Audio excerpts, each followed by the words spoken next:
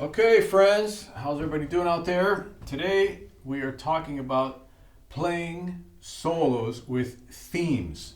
Using themes is a very common solution for your soloing if you want to have like a storyline or a through line. It's something that comes into the conceptual part of soloing. Now, I'm sure you've seen many drum solos in your life, and you've seen guys with doing so many tricks and chops and things like that. But as you know, that can get so boring really fast. And the solution for that is, of course, to pace yourself, but using themes gives you a way to pace yourself, right? Not just playing slower or using less dynamics or just the common things you might think about. So a theme is perhaps a melody on the drums. You want to consider a melody something like this. As simple as that, okay? Now, we're just going to use that theme since I already played it and give you an idea of what you can do. So I'm just going to use it in a simple funk context just to start off with. Okay, so 1, 2, 3, 4.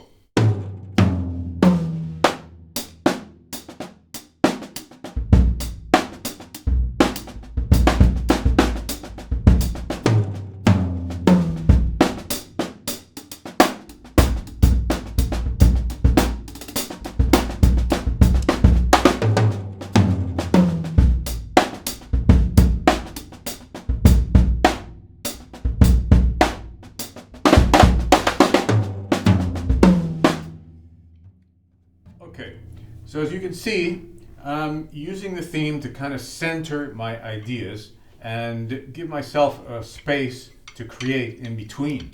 Now, one of the pitfalls of this, of the traps you might want to consider is playing the theme too often, right? So this is an example of too often, okay? 1, 2, 3, 4.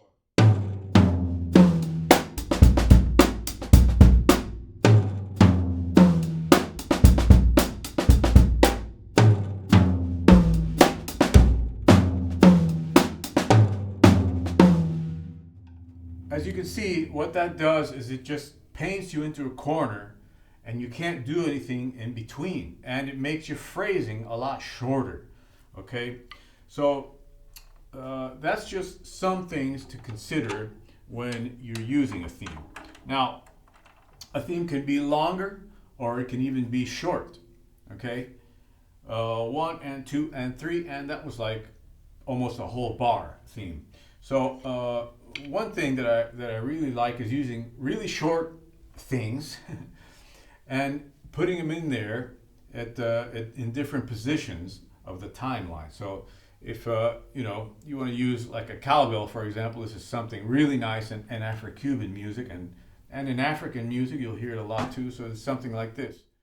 Okay, just 3 notes, but if you do it in an Afro-Cuban context, it just sounds amazing. So here, this is what it's going to sound like. Let's see, a little more.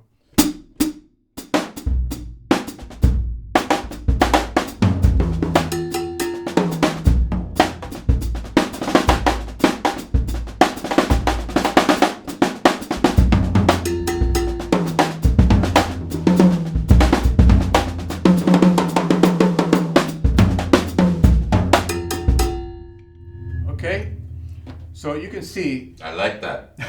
Sarah likes that one. Depending on the context of your solo, your theme can also match the solo, match the music, match the genre. It's a very beautiful thing to add to your soloing. Now, you might notice that I'm doing it, like I said before, don't do it all the time, and if you can, leave even more space open. Leave 8 bars open, or try doing 16 bars until you hit the theme again. There's so many things that you can do with this. and it really helps your soloing because it gives you like a center to lock into. The worst thing you can do is change genres all the time. Like you'll be playing some genre and then all of a sudden you'll flip to samba and then you'll flip to rock and then you'll go to some other thing just because you've been practicing it. You know, that's like the worst thing to do. So I'm going to give you an example of what not to do. Okay, this is what not to do. Don't do this. Okay. 1, 2, 3, 4.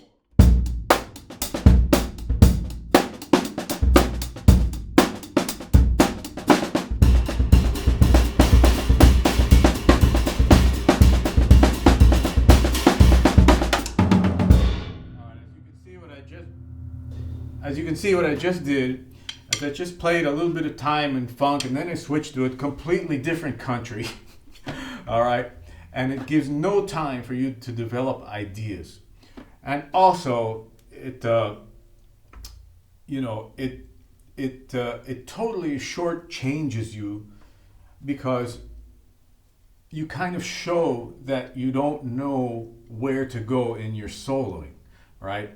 It's like a painting only with the color brown or something, or only with red, and suddenly you run out of red and you just put any color in there because that's the only color you had, right? You know what I mean? It has nothing to do with creating tension and release and any artistic expression. You're just doing it out of emergencies. You ran out of ideas, right?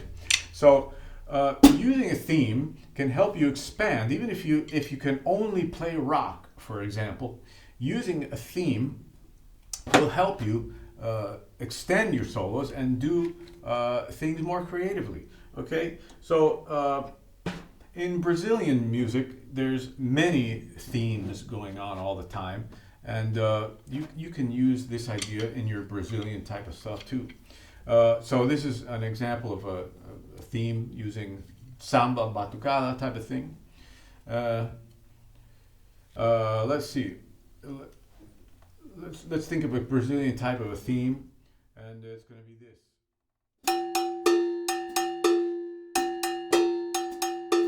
Okay. 1, 2, 3, 4. All right, like that. So 1, 2.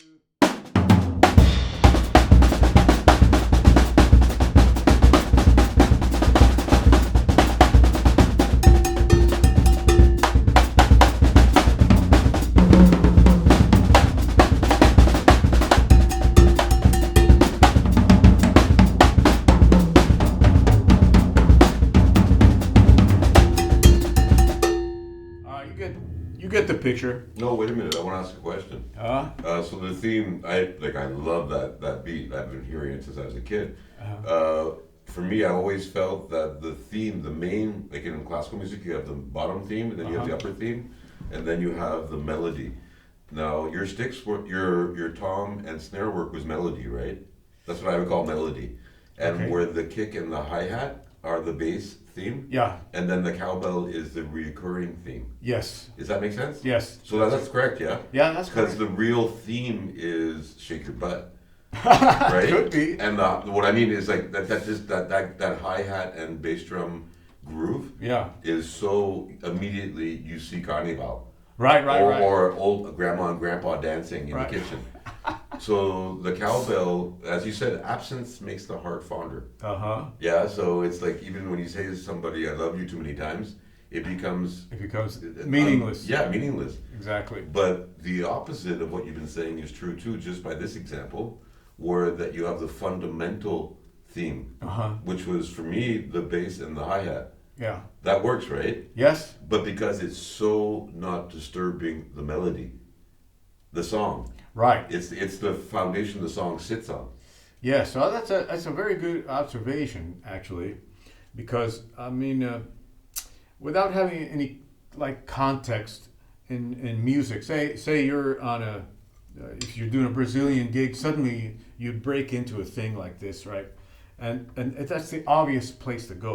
But if you're doing a drum solo like out of nowhere, like we just did here, you know, without context, it kind of leaves the listener in a void, right? Like, well, where did this come from, and why are you doing it? And so the underlying theme, if you want to say, is Brazilian music. We have the typical samba, batucada, ostinatos going on, and then this little melody, you might want to call it, also is what is kind of guiding your phrasing, right? So it's a very good question in the sense that it's a what you're trying to do always is create musical values like tension and release and dynamic interplay between the instruments and improvisation and rhythmic expression. So it's a very good question. It's a simple thing using a theme. Sometimes in drumming we tend to like latch onto one thing and talk about only that, but there's so much going on. Yeah, you got a question? Yeah, like in school, put my hand up. I don't want to interrupt, but it's so interesting because the one thing I've realized after all this time of you breaking my balls is the one thing, I don't know if you've ever mentioned this before, but you're concerned about drummers drumming.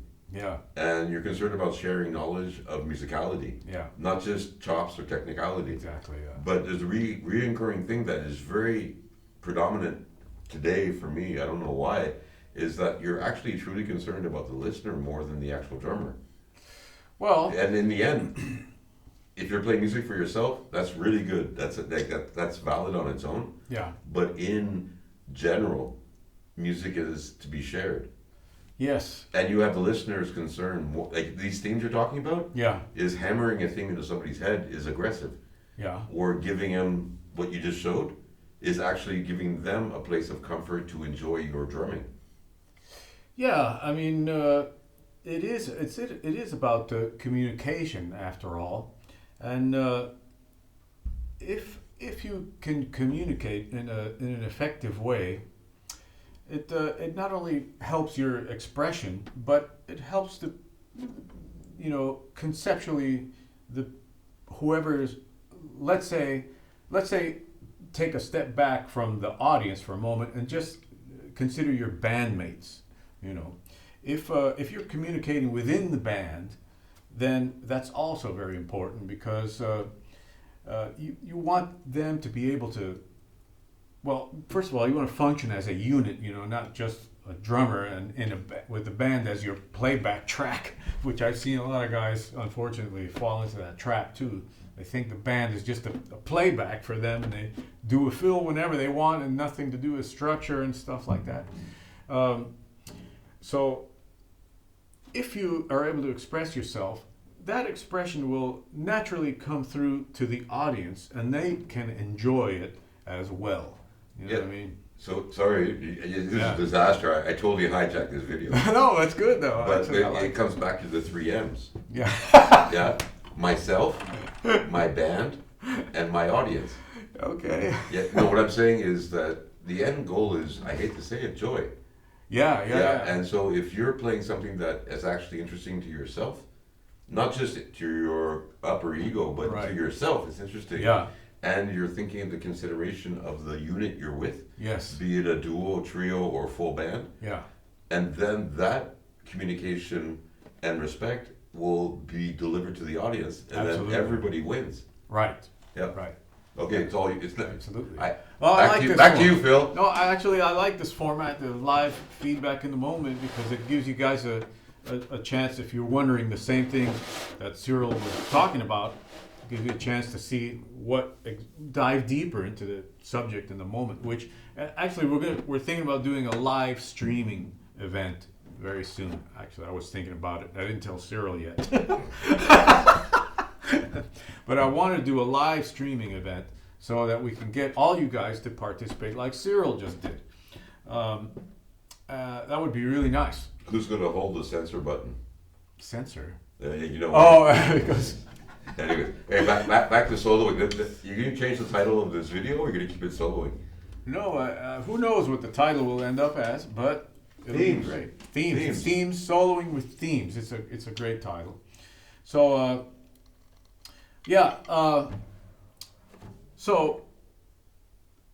you can do themes, just to get back to the section for a moment, and not only in that way, you can do a theme on the bass drum, for example. If you want to do, let's put it into a context that maybe more people can relate to. I always play a lot of world music, so I mean it shrinks my audience, because and unless you're in that particular part of the world, you understand that music a lot better. But so let's just do like a funky thing and use the bass drum as a theme. Okay, so that would be something like this. This is the theme I'm going to do. 1, 2, 3, 4. Okay, I'm going to use that as the theme, and it's going to be in a funk context. Okay, 1, 2, 3, 4. Okay, 1, 2, 3, 4.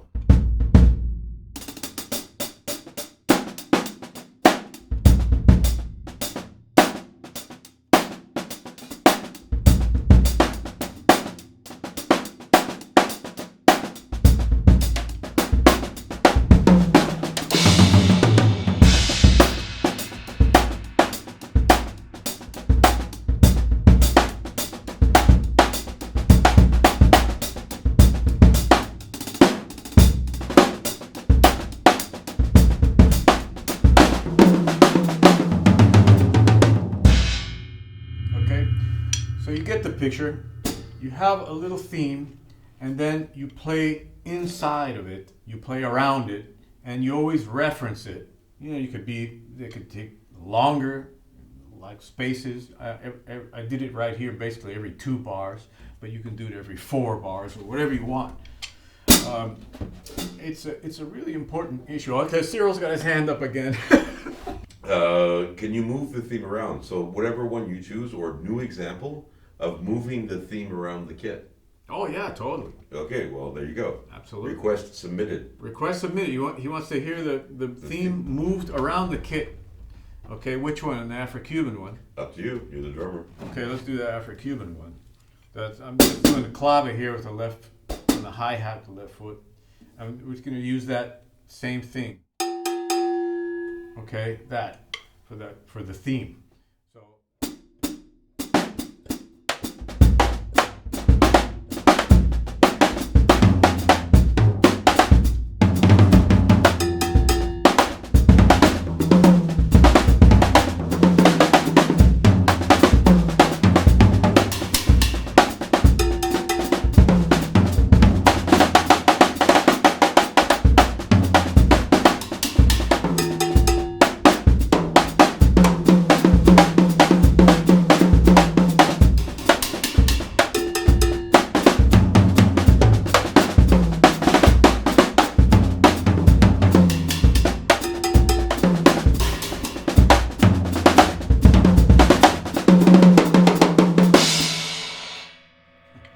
Anywhere you wanted, right? Oh yeah. Like to the kick drum even. Yeah. You have to be really good though, because if if you're in that groove, then it's like Yeah, to pull it off, it gets hard. But yeah, you can repeat it, you can move it around. It's all there for you to be able to improve your phrasing ideas. Right? The real bummer is when you get trapped into a corner, like paint yourself into a corner and can't move out of that 2-bar phrasing or 4 or whatever you're doing. You have to give yourself a chance to let the music breathe. Beautiful. He's talking about my bass playing. No, I knew he was going to say it. It was terrible yesterday. It was like the first day I impressed him. The second day, whoops. No, everything Phil is saying can be applied to any instrument. Yeah, honestly. Yeah. Actually, yeah, that's true. I mean, these are basically very common improv concepts. I'm just applying them onto the drum set. I think every musician knows this stuff. Great guitar players or saxophonists. I mean, I went to a clinic with Bob Shepard, an incredible saxophonist in LA, and he kind of talked about these things, but from a saxophonist point of view. So it's really, really interesting when you think that way because it gets you out of the drummer mindset. I think the big danger for us is considering rudiments, for example, the basis of our language, which is not the case. They're just tools, right, that you use to facilitate the expression. Or like Murray Spivak says, there are a series of fingerings to create textures on the drums. I don't know that I would base a solo off of paradiddles. You know what I mean? If that's a simple term to use. In the beginning, when you're starting out, maybe you can create a solo based on paradiddles. But it shouldn't be the major objective of your artistic life. Don't fall into the trap, kid. There he goes, man. We have to do a live streaming. And I wish you would be on camera, actually. He refuses to be on camera because he's camera shy. And to get a haircut. But anyway, so yeah. Somebody recently wrote to me about another drummer that uses themes a lot. I think it's Mike Mangini. Somebody wrote on the channel, and I haven't seen him play ever. But even in that category of drumming, it's very, very common to use themes. So I would encourage you to try to develop this so that you can play with expression and not be trapped by beats or patterns. You know what I mean? The most important thing is always to think like a musician and not be bogged down by the instrument that you happen to be on. Tell the story, not show off your chops. Yeah. Tell. I mean, I know that it's really popular these days to show off chops and all that stuff, and but man, any real musician is gonna say, please, not on my gig. You really have to be careful, especially if you're on stage, with what you put out. And especially if the musicians are better than you, what you're putting out, because that's always going to stay in their mind. Like, for example, one time I recorded, I was doing a record, I was super young, like 17 or something like that. And there were these musicians that were so much better than me, right? They were older, way older than me. And they were super experienced, and we're in the recording studio, and they're playing really great. And me and my limited, playing, I thought I was doing great, I thought I was, oh my God, fuck. Sorry, I'm just recalling the experience. And I have to laugh because I thought it was great. And of course it was like, the engineer came up to me later and during this, a break, and he says, man, you're really holding your own with these guys. And I was all inflated and all egoed out, at 17, what can you expect? But the thing is that those guys remembered that session, right? And even years later, 20 years later, they still think of me as that guy in the session, right? As that kid on the session. So what you put out, you have to be really careful. There's a saying in the old days, that never put something out until it's ready. Don't let anybody see something you're working on until it's really ready. Nowadays, people just put out videos. That they guide themselves by content creation strategies.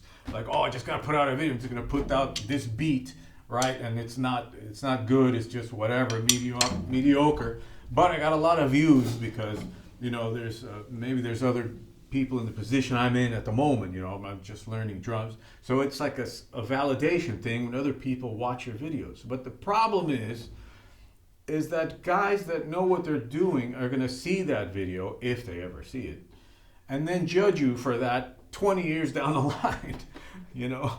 So you really have to take into consideration your musicianship most of all. Okay, so I blabbed on enough about that. Yeah, I'm already skipping the video. Right. Well, when's he gonna play again? Right. sorry. Let's see, another theme. You want to hear another theme? You can do themes like... How about a jazz theme instead of you've done Afro-Cuban, you've done funk? Sure. How about a jazz theme? Sure. I mean, in jazz you can do... I mean, it's full of, these things. Let's just do one in a soloing context first, all right? Let's do a little bit longer of a theme, all right? So you can get an idea. I'm going to do it with the snares off. I'm going to take the cymbal off, okay? So 1, 2, 3, 4.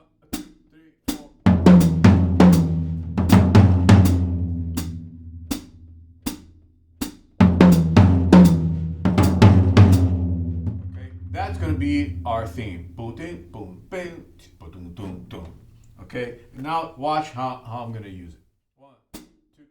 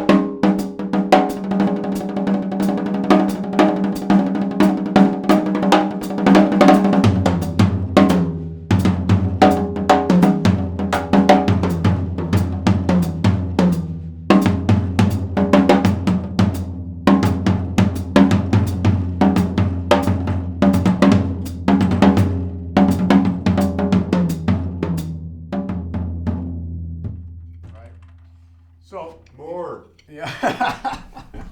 So you can see there's kind of a story going on, and you can almost feel the struggle to be creative within that those parameters, right? Varying the theme, changing it up. One of the things that might happen to you in the throes of the passion of the solo, you might forget the theme if it's real long, right? You might forget what you were playing. In that case, just... Did that happen to you just now? Because I felt that... It did a little, yeah. Yeah, I saw that, but what I found really interesting of all the themes so far, this is the most storytelling one. Which, for me, what jazz should be is a storytelling medium. Yeah. And totally. You seem to go, it's like a life journey, and then you lost the plot, which we do all the time in life. Yeah. But then through working through it, you came back to the theme. Right. So, for me, this was the most organic storytelling theme so far. Good. Yeah, that's great. That's why I wanted more. Yeah, I guess that it does leave you with a sense of wanting more, which is interesting. And another interesting part is taking bits of the theme and using rhythmic concepts like what we talk about all the time, is augmentation, diminution, stuff like that. So if you'll notice, I took the second half of the theme and played with it. So this 1, 2, 3. Right. That bit. 1, 2, 3, 4.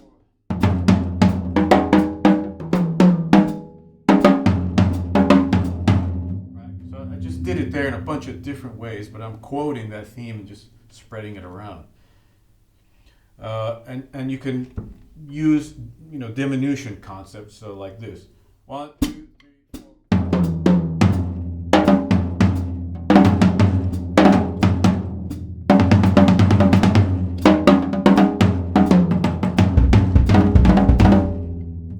Right, go on and on. Did you catch that when I quoted the theme there? I used it to be a part of the phrasing. So when you do things like this, you're really thinking like a musician, right? Like Cyril said, using story and using musical concepts to be able to communicate something, right? Not just blaring chops all the time. I mean, that gets so boring, believe me. If you're night after night doing that on a show, it's like, what? People are just gonna. But my understanding of chops is what you just played, the solo. For me, that's chops. Yeah. For being great at a certain thing, Right. that's just mechanical.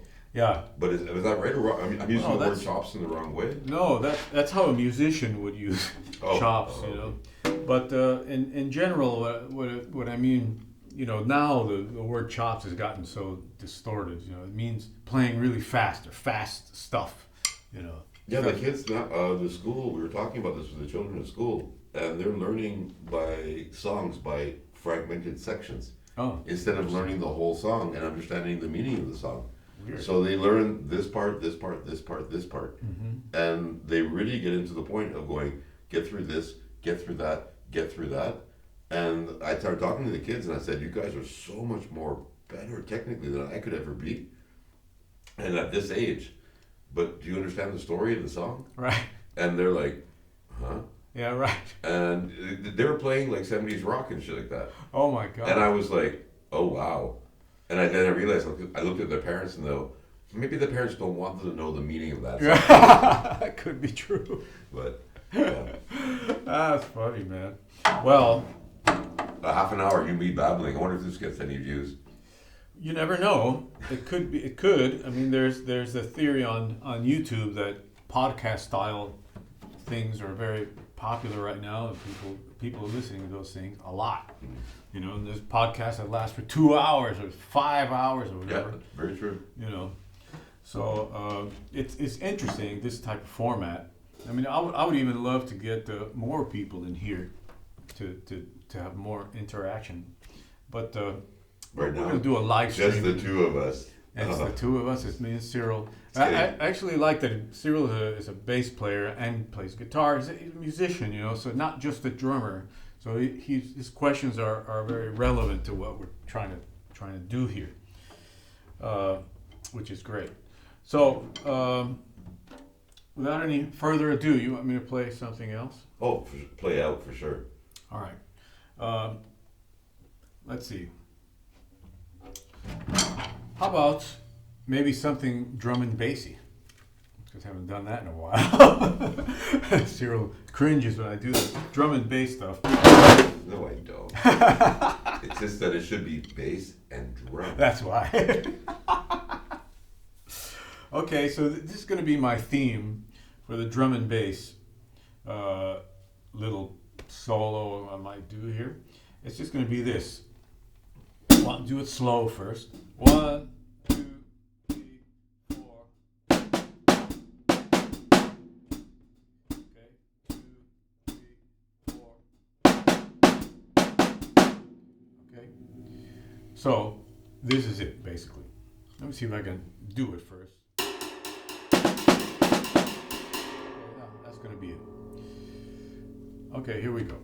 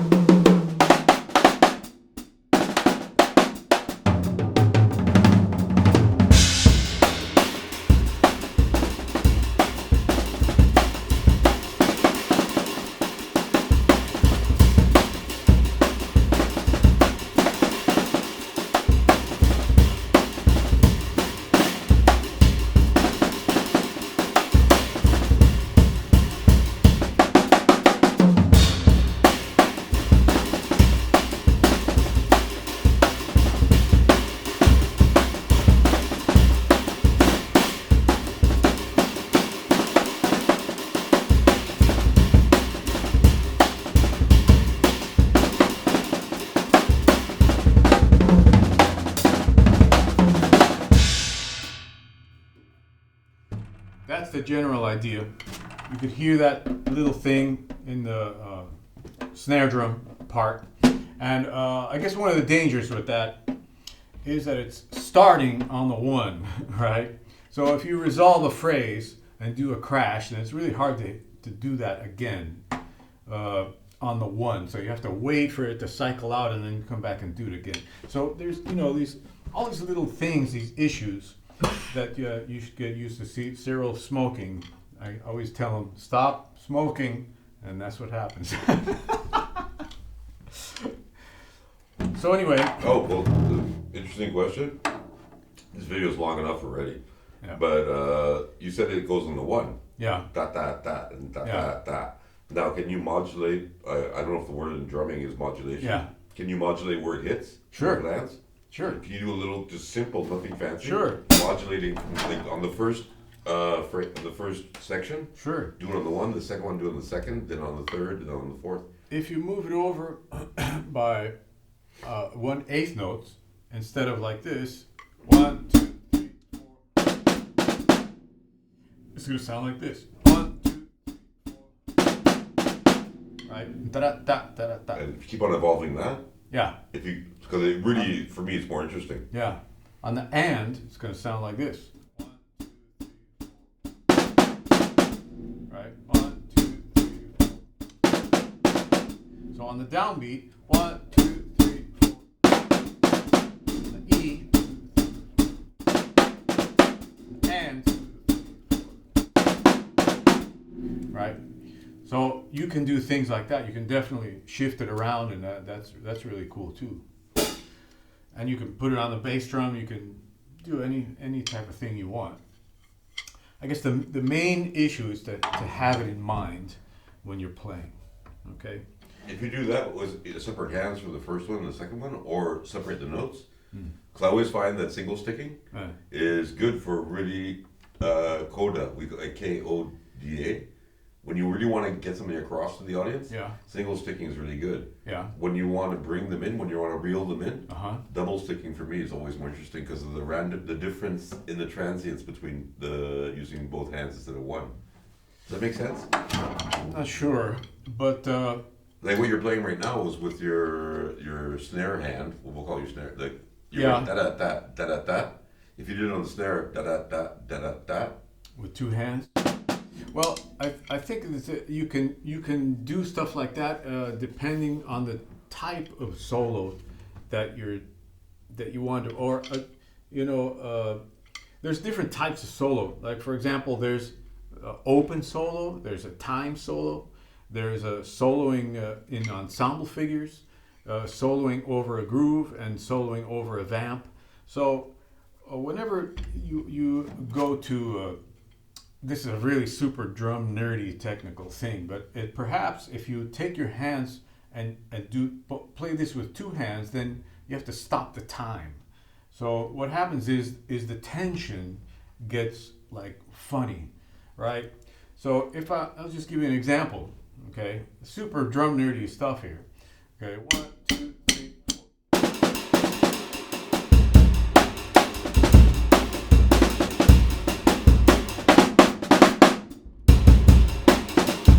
You know what I mean? And sorry, I have to interrupt this too. It's like you're a little kid. When you play it with a single hand, it sounds like bass and drums. Yeah. When you play it with two hands, it sounds like a military march. It could be. Yeah, it's because a total different emotion. Yeah, because the sonic atmosphere has changed. Even before you did it in situ, you now this way it's obvious. You got to keep the time. Right. Time just falls apart. Yeah. But when you played it just for my own benefit, just the tone. You know what I mean? Oh yeah. It was like one was drum and bass, and one was military. Weird. Well, yeah. I mean, all those things they will affect the atmosphere of your solo. I mean, these tiny aesthetic things like that is it's so important because it will change what happens. It really is your brushstroke, right? Yeah, it really is. Yeah, it is it's like a brushstroke. It's like I don't know if you. I was an actor for many years also, yeah, and in acting, there's this technique called the Sanford-Meisner technique, and it's a repetition exercise. Basically, you have to repeat what the other actor says over and over and over until the feeling in between the actors starts to change the tone of the voice.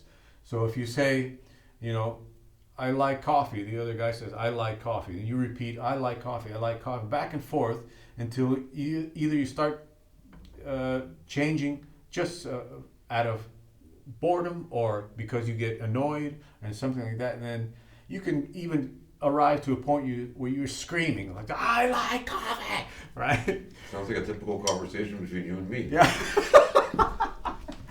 Except I can't drink coffee, and it makes me suffer because I can't drink coffee right now. Amen.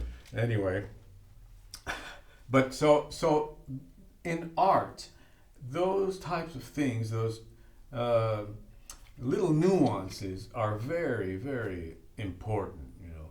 And we are disconnected from the beauty of that and the subtlety of that because of just, you know, sound bites, and everybody's aiming for views, and obviously, you know, if you go to a club in New York and see great musicians, they're not thinking about that. You know, they're playing in the moment, and all that stuff is totally happening.